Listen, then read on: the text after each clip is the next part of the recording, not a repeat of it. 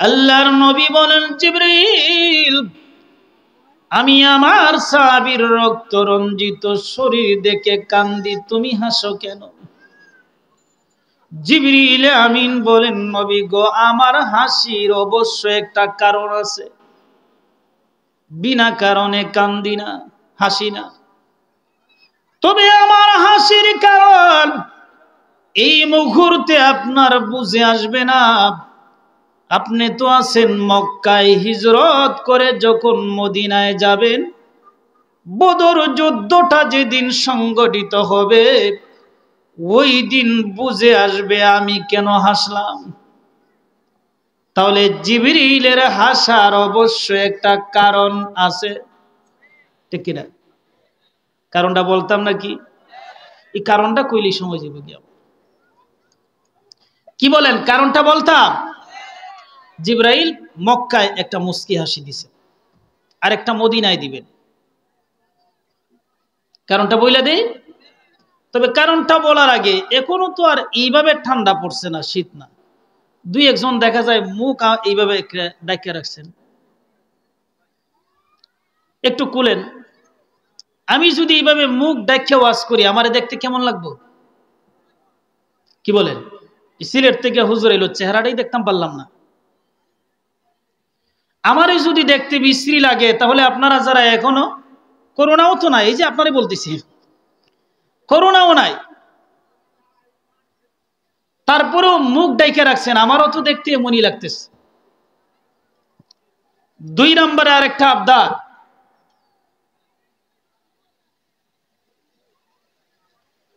যারা দাঁড়িয়ে আছেন মেহেরবানি করে বসে যান, সামনে পর্যাপ্ত জায়গা আছে, মেহেরবানি করে বসে যান। জিবরিল আলাইহিস সালাম বললেন, নবীজি, আমার মুস্কি হাসার কারণ আপনি মক্কায় যাওয়ার পরে বদর যুদ্ধটা যেদিন সংগঠিত হবে, এই দিন বুঝে আসবে আমার হাসির কারণ। যাই হোক, আল্লাহর নবী হিজরত করে মদিনায় গেলেন। যাওয়ার পরে বদর যুদ্ধটা যখন সংগঠিত হবে, বেঈমান কাফের আবু জেহেল, উতবা, সায়বা, ওয়ালিদ ইবনে মুগিরা, তারা তো চায় না যে মুহাম্মদ মদিনায় গিয়ে আরামে থাকুক। এটা কি নবীর দুশমনরা চায়? তারা নবীজিকে আরামে থাকতে দিবে না। বদর যুদ্ধের প্রেক্ষাপটটা সৃষ্টি হয়ে গেল।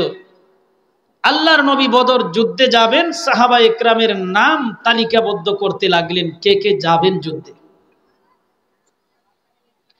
সাহাবীরা তালিকা করতে লাগলেন, নাম উঠাইতে লাগলেন তালিকায়।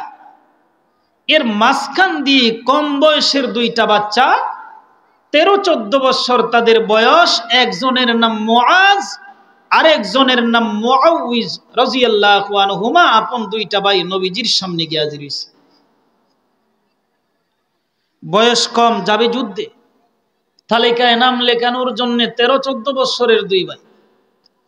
তাও আবার বড় যিনি মুআজ, উনি নিজেই বড় বোঝানোর জন্য, যোদ্ধাদের মাপে পড়ার জন্য দুইটা বুড়ি আঙ্গুলের উপর বর দিয়ে একটু উঁচু হয়ে দাঁড়াইছে। বড় জনের অবস্থা যদি এমন হয়, ছোট জন, নবীজি তাকায় দেখলেন তার আগ্রহ। আল্লাহর নবী বলেন, মুআজ, যোদ্ধাদের মাপে পড়ার জন্য উঁচু হয়ে দাঁড়াইছ, তোর আগ্রহ দেখে আমি বিশ্ব নবী তোর নামটারে বদরের তালিকায় উঠাই দিছি। অনুমতি পেয়ে গেলেন বড় ভাই, ছোট ভাই ওনারে ফিরত পাঠিয়ে দিবেন। রাসূল বললেন, মুআউইজ, তুমি চলে যাও, বয়স এখনো হয় নাই, ভবিষ্যতে যদি কোনো প্রেক্ষাপট আসে তখন বিবেচনা করব, চলে যাও আজকে। হযরত মুআউইজ বয়সে ছোট হওয়ার পরেও রাসূলের সামনে দাঁড়ায় একটা প্রশ্ন করছে, ইয়া রাসূলুল্লাহ, ইয়া হাবিবাল্লাহ, মনের মাঝে বড় আশা নিয়ে এসেছি, যুদ্ধে যাব। আমার বড় ভাইরে আপনি অনুমতি দিলেন, আর আমারে ফিরত পাঠিয়ে দিচ্ছে। আমি এই চেহারা কেমন করে আমার আম্মুকে দেখাবো? আমার আম্মু তো বলবে, মুআউইজ, তুই বড় কপাল পোড়া রে, আমার বড় ছেলে মুআজের কপাল খুব ভালো, যোদ্ধাদের তালিকায় তার নাম উঠে গেছে, তুই কপাল পোড়া। আমার আম্মা যখন এইভাবে আমাকে লজ্জা দিবে আমি বরদাস্ত করতে পারবো না।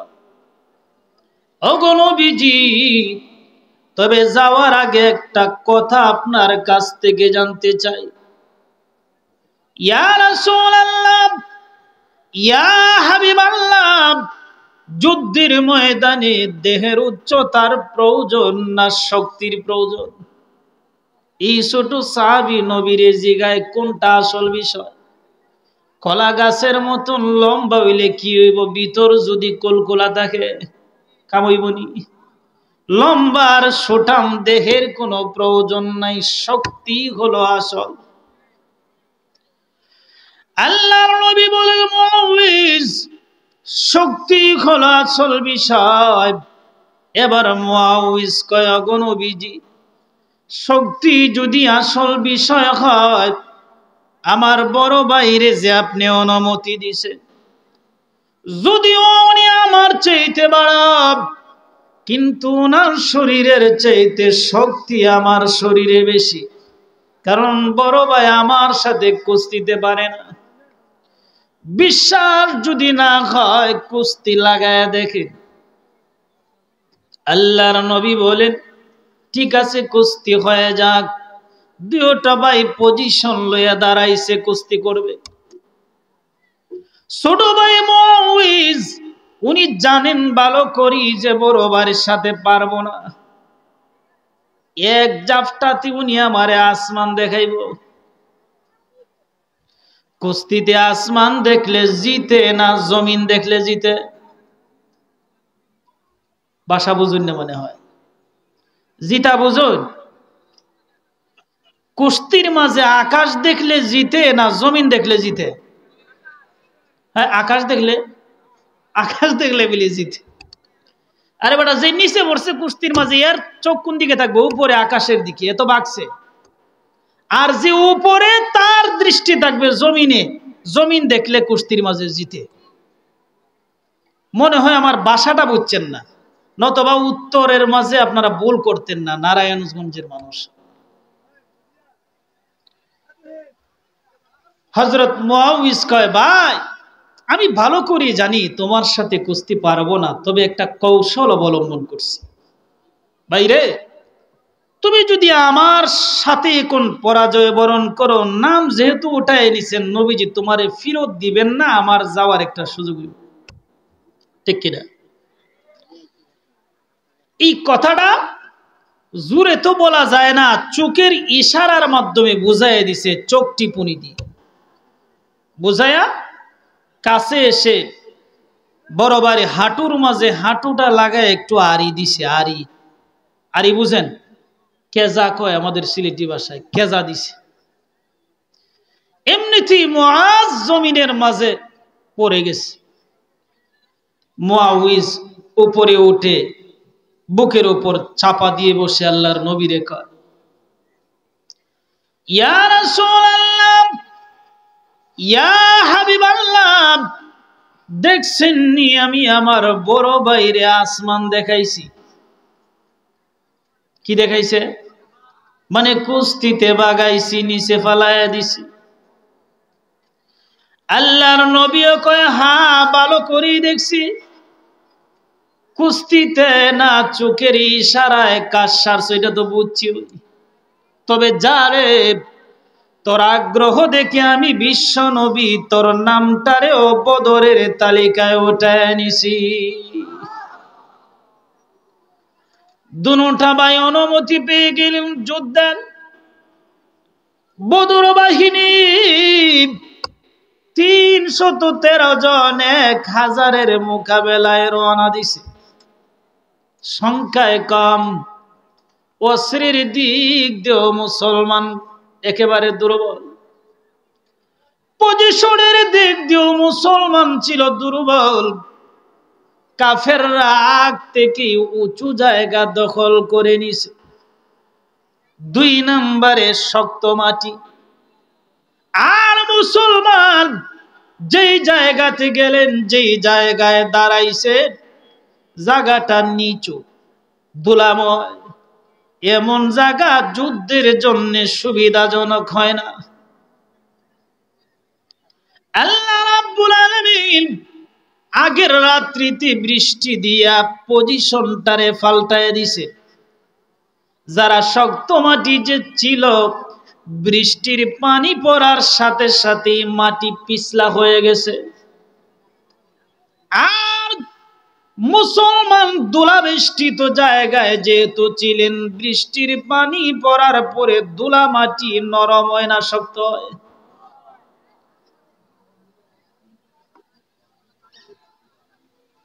পজিশনের অবস্থাটা পরিবর্তন করে দিলেন।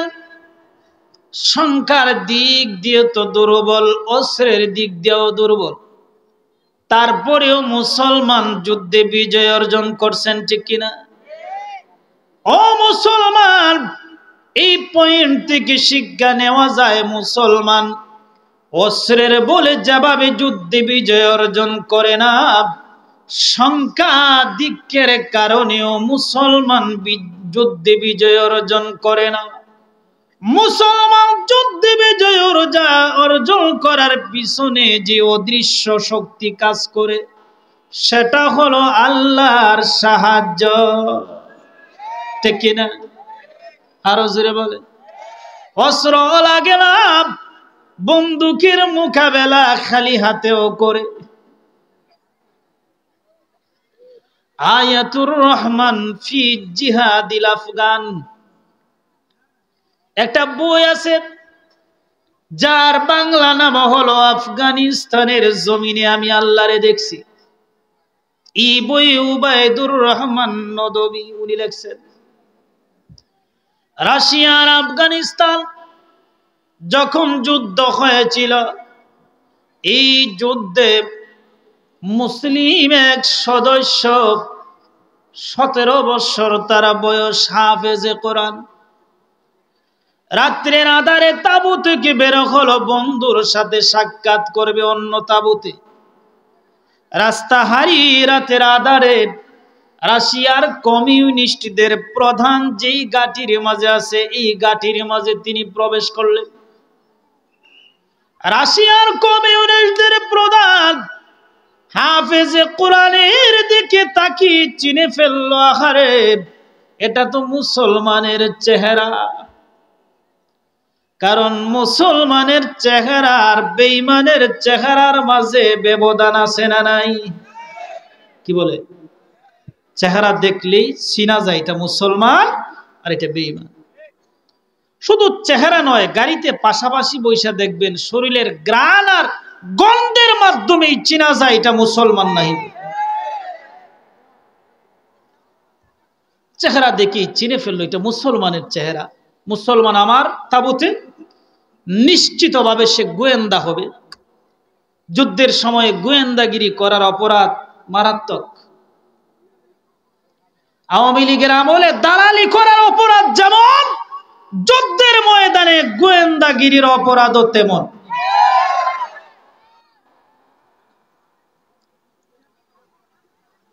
গোয়েন্দা হবে, জিজ্ঞাসা করলো তুমি গোয়েন্দা? কয় আমি গোয়েন্দা না, আমি হাফেজে কোরআন, বাড়ি আমার আফগান, আমি এসেছি বন্ধুর সাথে সাক্ষাৎ করতে, রাস্তা হারিয়ে তোমরা তাঁবুর মাঝে ঢুকে গেছি। কমিউনিস্টদের প্রধান কয়, যদি তুমি মুসলমান হয়ে থাকো তাহলে একটা জিজ্ঞাসা তোমার কাছে। কি? আমরা যখন অস্ত্রে শস্ত্রে সজ্জিত হয়ে তোমাদেরকে পরাজয়ের দিকে নেই, তখন তোমাদের কাছ থেকে কুয়াশার মতন, দোয়ার মতন একটা কি জিনিস যেন আসে, আসার সাথে সাথে আমাদের ট্যাঙ্ক কামান অত্যাধুনিক যে অস্ত্র আছে এইগুলার মাঝে লাগে, লাগার সাথে সাথে আগুন ধরে যায়। এই মেডিসিন, এই অস্ত্রটা কি ব্যবহার করো বলতে হবে। হাফেজে কোরআন বলেন, সেই অস্ত্র হলো, আমরা নিরস্ত্র মুসলমান যখন পরাজয়ের দিকে যায়, তখন আমরা মহান আল্লাহর কালাম তেলাওয়াত করে হাতের মাঝে কিছু ধুলাবালু নিয়ে ফু দেই, আর এই ধুলাবালু যখন নিক্ষেপ করি তখন আগুন ধরে যায়। কমিউনিস্টদের প্রধান হাসে, আহা কি কথা, ধুলাবালুতে আগুন ধরে যায় এমন কথা কি এই যুগে বিশ্বাস করার মতো? পারবে কি আগুন ধরাতে?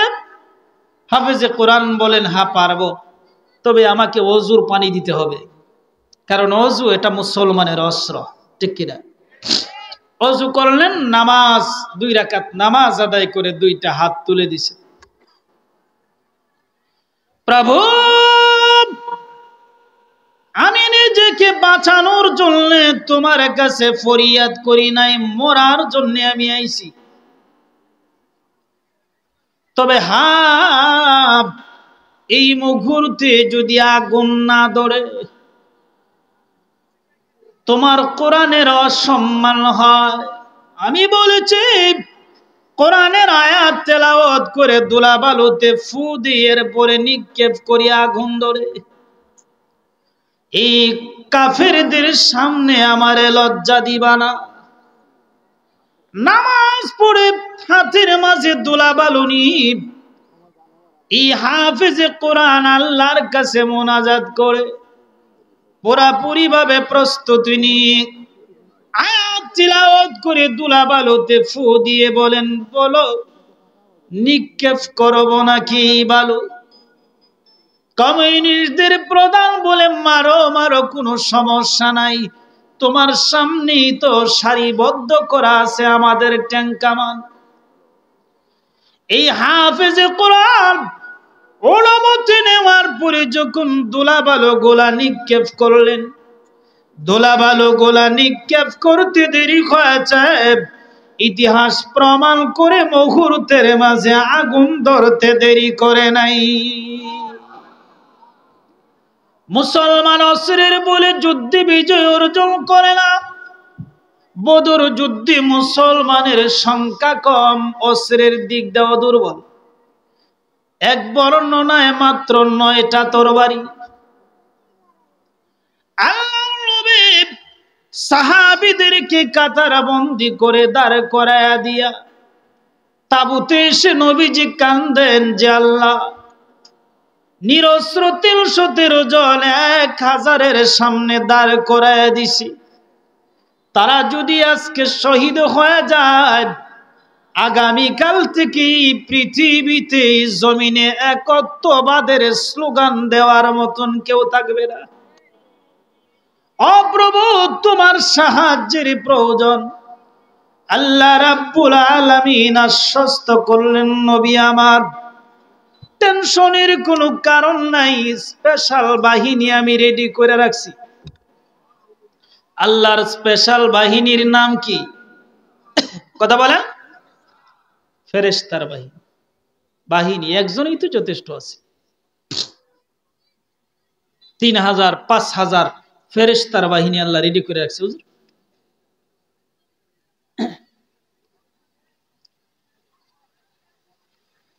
নবীজিকে আশ্বস্ত করলেন, ফেরেশতা রেডি হয়ে আছে। দুর্বল মুসলমান সংখ্যায় কম, অস্ত্রের দিক দিয়েও দুর্বল দাঁড়ায় গেছে। নবীর সাহাবী আব্দুর রহমান ইবনে আউফ কয়, এই অবস্থায় আমি ডান দিকে তাকালাম, দেখি কম বয়সের একটা বাচ্চা দাঁড়ায় রয়েছে, হাতে অস্ত্র নাই, খেজুরের ডাল লইয়া দাঁড়ায় রয়েছে। বাম দিকে তাকালাম, দেখি আরো কম বয়সের একটা বাচ্চা দাঁড়ায় রয়েছে। এই 2টা বাচ্চা হলেন মুআজ আর মুআউইজ। আব্দুর রহমান ইবনে আউফ কয়, এই ডানে বামের 2 জনকে দেখে আমি পেরেশানিতে পড়ে গেলাম। যুদ্ধের ময়দানে আমার দায়িত্বটা বেড়ে গেল, নিজের দিকেও খেয়াল রাখতে হবে, ডানে বামের 2টা বাচ্চার দিকেও বিশেষ নজর রাখতে হবে। উনি পেরেশানিতে এমত অবস্থায় 2টা ভাই গিয়ে কয়, চাচা আবু জেহেল কোনটা একটু চিনাইবেননি? কারে খুঁজে? আন্তর্জাতিক টেরোরিস্ট আবু জেহেল রে সিনার বয়সী হইছে না, গিয়া খুঁজে রণাঙ্গনে আবু জেহেল রে। আব্দুর রহমান ইবনে আউফ কয়, তোমরা আবু জেহেল দিয়ে কি করবা? দুইটা ভাই কয়, চাচা আম্মুর জবানে বহুবার শুনেছি ইয়া আবু জেহেলই নাকি আমার নবীরে বেশি কষ্ট দিছে, কাজেই ওয়াদা করে এসেছি হয়তো নিজে মরব নতবা তারে মারব। মারেই কথা দিয়েছি দুইটা থেকে আজকে একটা হবেই। আব্দুর রহমান ইবনে আউফ বিদ্রুপের একটা হাসি দিয়া কয়, ঠিক আছে সময়ে সুযোগে দেখায় দিও। অল্প কিছু গনির ভিতরই তাকায় দেখে আবু জেহেল বিরাট বড় এক ঘোড়ার পিঠে সওয়ার হয়ে আসতেছে সামনে। আব্দুর রহমান ইবনে আউফ ইশারার মাধ্যমে দুইটা বাইরে দেখায় দিলেন, ওই দেখো তোমাদের টার্গেট যারে কইরাইছ সে আসতেছে। ইশারা করার সাথে সাথে দেরি নয়, বাজ পাখির নাই উড়াল দিয়ে দুইটা ভাই হামলা চালায় দিছে। অস্ত্র যেটা আছে নিচে থেকে লাগাল পায় না, ঘোড়ার পায়ের মাঝে আঘাত করলেন, ঘোড়ার পা কেটে গেছে। ঘোড়ার পা যখন কেটে গেল, এবার আবু জেহেল সাঙ্গ না গাঙ্গ, কি দেখো সাঙ্গার গাং বুঝুননি, ইচ্ছা মতো বাদাম দ্বীপ। আবু জেহেলের ছেলে ইকরিমা রাদিয়াল্লাহু আনহু যখন দেখলেন বাবার উপরে তুফান শুরু হইছে, তখন তিনি কাফের, পরবর্তীতে মুসলমান হইছে। বাবাকে রক্ষা করার জন্য তরবারি দ্বারা সজোরে আঘাত করছেন মুআজের বাহুর মাঝে। হাতটা কষে পড়ে গেল, সামান্য একটু চামড়া লেগে আছে। এবার অপর হাতে তরবারি নিয়ে তিনি যুদ্ধ চালালেন। হাত যেটা ঝুলে আছে এটা বড় সমস্যা দিচ্ছে, এই জন্য মুআজ হাতের তালুটাকে পায়ের নিচে রেখে সজোরে টান দিয়ে হাতটা পৃথক করে দূরে নিক্ষেপ করে এক হাতে তিনি রণাঙ্গনে ঝাঁপিয়ে পড়েছে। ইচ্ছা মতো বাদাম দিল। যুদ্ধ শেষে আল্লাহর নবী কয়, সাহাবীরা রে, আজকে তো আবু জেহেল মারা যাওয়ার কথা, কারণ যুদ্ধ শুরু হওয়ার আগে উইকেট যে কয়টা পড়বে এর তালিকা জিবরাইল নবীর কাছে দিয়ে গেছে। এই তালিকায় মিস্টার আবু জেহেলের নামও আছে। তোমাদের মধ্যে কে আছো যুদ্ধের ময়দান থেকে আবু জেহেলের লাশটা বের করে দেহ থেকে মাথাটারে বিচ্ছিন্ন করে আমি নবীর সামনে হাজির করে দিতে পারবে এমন কে আছো? নবীজি এই ঘোষণা দেওয়ার পর আবু জেহেলের মাথা আনার জন্য তখনও যিনি দাঁড়াইছেন উনি আব্দুল্লাহ ইবনে মাসউদ। মনে আসেনি আপনার? যিনি সূরাতুর রহমান তিলাওয়াত করার জন্য দাঁড়াইছিলেন, উনিও আবার আবু জেহেলের মাথা আনার জন্য দাঁড়াইছে। আব্দুল্লাহ ইবনে মাসউদ রণাঙ্গনে গিয়ে দেখেন আবু জেহেলের লাশ জমিনে পড়ে আছে, মরে নাই, পিস পিস করে কথা বলতে পারে, তবে বেশি একটা দেরিও না দূরেও না মৃত্যু থেকে। আব্দুল্লাহ ইবনে মাসউদ আবু জেহেলের বুকের উপর চাপা দিয়ে বসে তরবারি বের করলেন, দেহ থেকে মাথাটারে বিচ্ছিন্ন করবে। এমনিতে আবু জেহেল কয়, বাতিজারে, জীবনে অনেক বেড়াগিরি করছি রে বাতিজা, আমার গলা তো কাটবি, তবে একটু লম্বা করে কাটিস।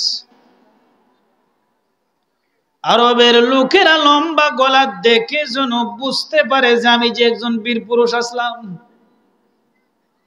এর গলা কাটতো এখন লম্বা করে কাটিস। যাই হোক, তারপরেও বোঝা যায় তার একটা ব্যক্তিত্ব আছে। কি বলেন? গলা কাটবে বলে যে লম্বা করে কাটিস, মানুষ যেন বলে যে আমি একজন বীর পুরুষ ছিলাম। আরে তখনকার আবু জেহেল আমরার দেশের কিছু কিছু মানুষ থেকে বালা।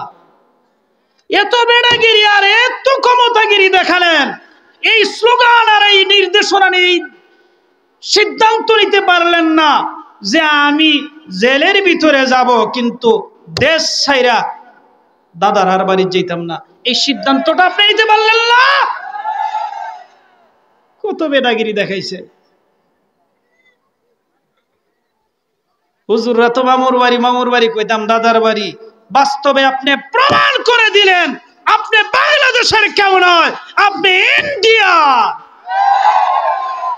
দেশও থাকলেন না কেন? আবু জেহেল কয় একটু লম্বা করে কাটিস। আব্দুল্লাহ ইবনে মাসউদ গলাটা কাটলেন, এবার কানে ধরে টান দিছেন, মাথা লড়ে না। চুলে ধরে টান দিলেন, মাথা লড়ে না। লম্বা মাথা তো, এই বড় মাথা, লিডারের মাথা। আব্দুল্লাহ ইবনে মাসউদ এবার তরবারি ঢুকাইছেন কান দিয়ে, এক কান দিয়ে ঢুকিয়ে আর এক কান দিয়ে বের করছেন। এবার রশি ঢুকাইছেন, রশি। আপনারা যারা এখানে আছেন, আপনাদের এই নারায়ণগঞ্জে ফল বাওয়ার অভ্যাস আসেনি? যে মাছ বোয়াল গজার যে মারে একটা, কি দেখুন আপনারা ফল চিনেন না? আপনারা গজার মাছ বোয়াল মাছ ধরা পড়লে কি করতেন? এটা ঢুকাইতো না, রশি লাগানো। এটা কি কয়? আর এই সুইচের মতন এটা কি কয় আপনাদের এলাকায়? আমাদের এলাকায় বলে ফল। ওই আপনারা মনে হয় চিন্তা শুনে জিনিসটা, এই ফল ওই ঢুকাইছে।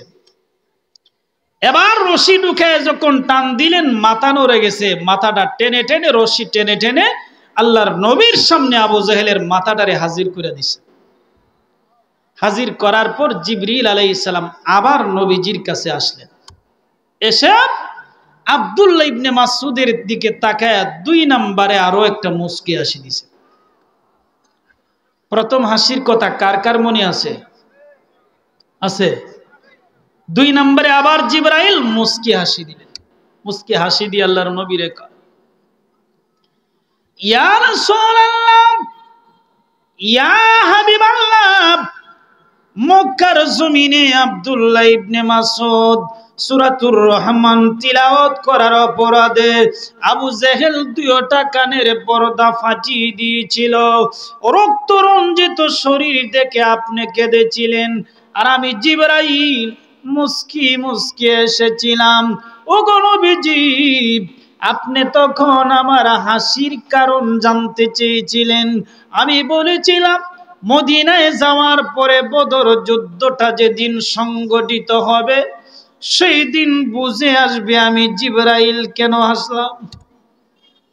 ওগো নবীজি, মক্কার জমিনে আল্লাহ রাব্বুল আলামিন আজকের বদর দিনের এই চিত্রটা ভিডিও ফিল্মের আকৃতিতে আমি জিবরাইলের সামনে তুলে ধরেছিলেন।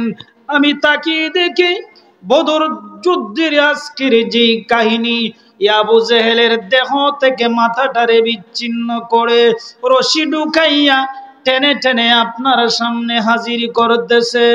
এই দৃশ্য দেখে মক্কার জমিনে আব্দুল্লাহ ইবনে মাসউদের রক্তরঞ্জিত শরীর দেখে আপনি কাদার পরেও এই ভিডিও চিত্র দেখে আমি জিবরাইল মুস্কি মুস্কি হেসেছিলাম। তাহলে জিবরাইলের হাসার কারণ বুঝে আইছে, ঠিক কিনা? কথা বলেন। সেই সূরাতুর রহমান আপনাদের সামনে তিলাওয়াত করছি, ভিতরে ঢুকে আলোচনা করব এই সুযোগ আপনাদেরও নাই, আমারও নাই। এই পর্যন্তই আলোচনা করলাম। ভাইয়েরা আমার, আসলে আপনাদের সামনে যে আসলাম, আমাদের এলাকায় এখন ওয়াজের মৌসুম। হুজুর তো বলেছেন, আর যিনি সভাপতির আসনে আছেন ওনার দোয়ার ফসল আমি। আমার বাড়ি সুনামগঞ্জের সাল্লায়, নাম শুনছেন? সাল্লার নাম শুনেন নাই? এই সাল্লায় আমাদের এলাকায় একটা কথা আছে, সাল্লায় আল্লাহ নাই। 50-50 হিন্দু আর মুসলমান। তাহলে আল্লাহ যেভাবে আছে ভগবানও আছে, আল্লাহ কয় সাল্লাহ আল্লাহ নাই, সাল্লাহ খালি ভগবান। তো সেই এলাকায় আমার জন্ম। যখন কোনো আলেম ওলামা ছিল না, তখন আমাদের সুনামগঞ্জ সাল্লা দিরে হুজুর সহ আরো কয়েকজন ছিলেন, তারা কবরের বাসিন্দা, পায়ে হেঁটে হেঁটে ওয়াজ করতেন। একদিন ক্লান্ত হয়ে গাছের নিচে বসে দোয়া করছিলেন, আল্লাহ এই এলাকায় এমন কিছু আলেম ওলামা দাও যারা ওয়াজের কাজটা চালায় যেতে পারে, আমরা যেন এই নেত্রকোনা থেকে মোহনগঞ্জ থেকে না আসতে হয়। এই দোয়াটা করছিলেন হুজুর, প্রায়ই বলেন এই দোয়ার ফসল হলাম আমি। এই জন্য হুজুরের ডাকে আসলাম। আপনারা খুশি না বেজার? কথা বলেন, খুশি না বেজার? আমার কথার মাধ্যমে যদি কষ্ট পেয়ে থাকেন মেহেরবানি করে মাফ করবেন। আমি মুসাফির মানুষ, আমার জন্য দোয়া করবেন, আমি আপনাদের জন্য দোয়া করি। সর্বশেষ আল্লাহ তাআলা যেন এই প্রতিষ্ঠানকে কিয়ামত অবধি কবুল আর মঞ্জুর করেন। সকলেই বলুন আমিন। ওয়া আখিরু দাওয়ানা আনিল হামদুলিল্লাহি রাব্বিল আলামিন। আসসালামু আলাইকুম ওয়া রাহমাতুল্লাহি ওয়া বারাকাতুহু।